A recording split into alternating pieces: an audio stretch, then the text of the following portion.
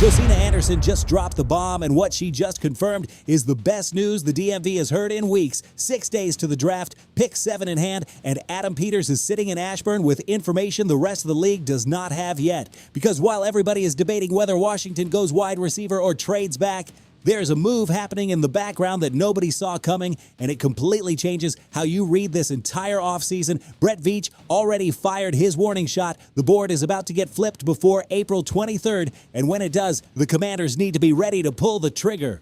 All of that today, all connected, all pointing to one thing: building around Jaden Daniels everything he needs to make the burgundy and gold genuinely dangerous. If you trust Adam Peters and his process, the like and the subscribe are your first move. Raise hail, and let's start with what matters most. The Commanders at pick 7 have basically 2 paths if they go wide receiver, and both paths have a name and a face. The first one, Carnell Tate out of Ohio State. ESPN's Mel Kiper Jr. already projected him directly to Washington at 7, and that's not a crazy prediction. Tate is a 6'2" and 3/4 receiver with 31 3/4-inch arms who averaged 17.2 yards per catch last season in Columbus, 51 receptions, 875 yards, 9 touchdowns. The guy started 15 games in 2024 and helped Ohio State win the national championship. He has what scouts call clean route running, that precise timing, that ability to create separation without relying purely on speed. He's technical, reliable, and versatile. And on top of that, he already has a connection to the Ohio State culture that Terry McLaurin helped build here in Burgundy and Gold.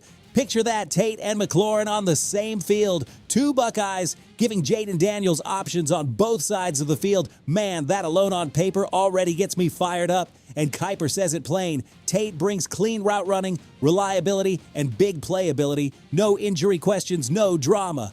Just a solid, proven receiver who performed on the biggest stage in college football, but then comes the second path, and this is where everything gets complicated. Jordan Tyson out of Arizona State, Tom Pelissero of NFL Network opened the door publicly. He said Tyson could be in play for Washington depending on how the board falls, and the reaction in the DMV was immediate. Why? Because Tyson's tape is ridiculous. Pelissero acknowledged it himself. The tape is so good. The good is so good on tape.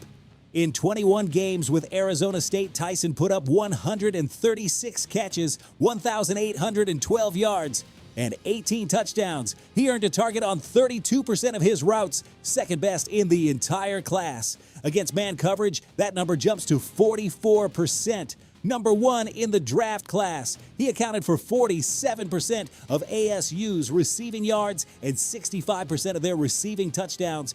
The guy was literally half of Arizona State's offense by himself, and the comp scouts are putting on him Jackson Smith-Njigba of the Seattle Seahawks. He's a fluid route runner who glides effortlessly in and out of his breaks and makes the ridiculous look routine. Now, the problem, and it's a real one, Tyson has missed 18 games across 4 college seasons, torn ACL, MCL, and PCL, all in the same knee between 2022 and 2023, a fractured collarbone in 2024, a hamstring strain in 2025. He didn't participate in any drills at the combine because of that hamstring. His pro day workouts were restricted too. That is why his stock is all over the place. There are mocks that have him in the top 5. There are mocks that have him sliding into the late 20s. The medical uncertainty is real, and nobody is pretending otherwise. But fam, listen to this. More than 20 teams sent representatives to Tyson's individual workout on Friday. More than 20. The Commanders were there, and after that workout, a statement came out that nobody saw coming. NFL insider Josina Anderson asked Tyson directly, which team interviews stood out to you? And Tyson said, word for word, I don't know if I'm supposed to say this, but to be honest, the Commanders, the format they had, the way they did it, kudos to them, to be honest with you. They were just pulling up pictures and asking what it means to you and stuff like that. And then the receiver coach had another picture and walked through it with us. Just the format of it, kudos to them. Y'all don't understand what that means. He said the Commanders, unprompted, voluntarily, out of every team in this league. That is not a coincidence. That tells you the staff in Ashburn did something different in that interview room, something that connected with this guy on a human level, and that matters. And about the false narrative that Tyson lacks toughness or doesn't want to compete, Hines Ward, His wide receivers coach at Arizona State and a Super Bowl champion laughed that off directly. He told the story of Tyson's game against Texas Tech. Tyson popped his hamstring in the third quarter. Ward tried to pull him out, and Tyson told him, "Coach, I love my brothers. If this is going to be my last game, I want to do everything I can." He single-handedly led that final drive to win the game. 10 catches, 105 yards, a touchdown against the number 2 defense in the country in terms of opponent yards allowed. Look, I could be wrong, but that is not a lack of heart. That is exactly the kind of player you want on your team when it matters. So the real dilemma for Adam Peters is this. Do you take the safe receiver in Carnell Tate, who comes in healthy with elite technical route running and Ohio State chemistry that already exists on this roster? Or do you swing on the highest ceiling talent in the draft at the position in Jordan Tyson, knowing that if he's healthy, he could be elite, but that his knees and hamstrings have been a nightmare? The answer comes down to one thing: the private medical report sitting on Peters' desk in Ashburn right now. If the medical staff gives Tyson the green light, I wouldn't be surprised at all to hear his name called on April 23rd. If there are doubts, a Tate is the safe and correct move. Either way, whoever arrives is going to give Jaden Daniels a weapon he desperately needs, and fam, that is what matters most. But hold on, because there is another variable flipping the entire board before we even get to draft night.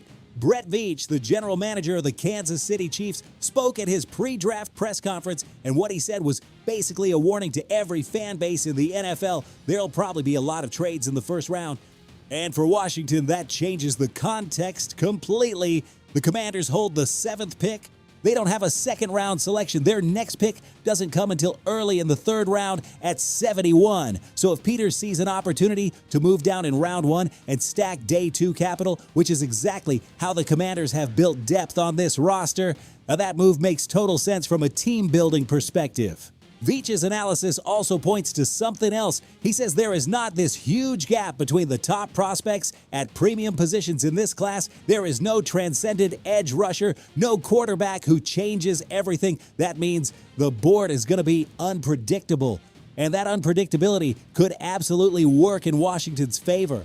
If Jeremiah Love, the Notre Dame running back who has shown up on multiple boards as a Commander's target, is available at 7, Peters takes him. If Caleb Downs or Sonny Styles from Ohio State are still there, those are real and attractive defensive options. But if all of them are gone before Washington's pick, does Peters stay put with Tate or Tyson? Or does he move down and collect a package of picks?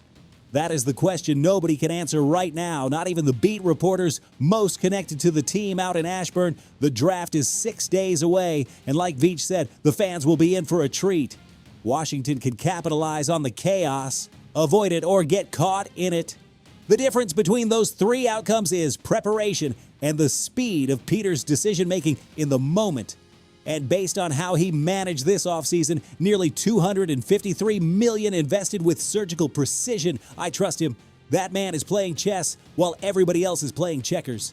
And to give all of this a little more structure, analyst Mark Tyler dropped his Commanders draft board using a value versus need approach, and there are things in there worth talking about. At pick 7, Tyler has Jeremiah Love as his top option if he's available. And in his mock scenario, the first 6 picks played out as follows: Raiders with Mendoza, Jets with Arvil Reese from Ohio State, Cardinals with Maui Goa, Titans with David Bailey, Giants with Sonny Styles, Browns with Mekhi Lemon. That would leave Love on the board for Washington at 7, and for Tyler, that pick would be a no-brainer. What Tyler also flags, and this is directly relevant to what we already discussed, is that Jordan Tyson appears on his trade-back board not at 7. His note says exactly this: Tyson would be higher if not for the injury concerns. That reinforces the same conversation we just had. The talent is undeniable. The question is always the health. For pick 71 in the 3rd round, Tyler favors edge rusher options like Danny Dennis Sutton from Penn State or Derek Moore out of Michigan, with receivers like Dejon Stribling from Ole Miss as legitimate value if they fall that far. Tyler's central point is the same as ours. The Commanders have real flexibility. The free agency offseason bought them options, and now the draft is the opportunity to add that differential talent that can elevate this roster from a good team to a genuinely dangerous one.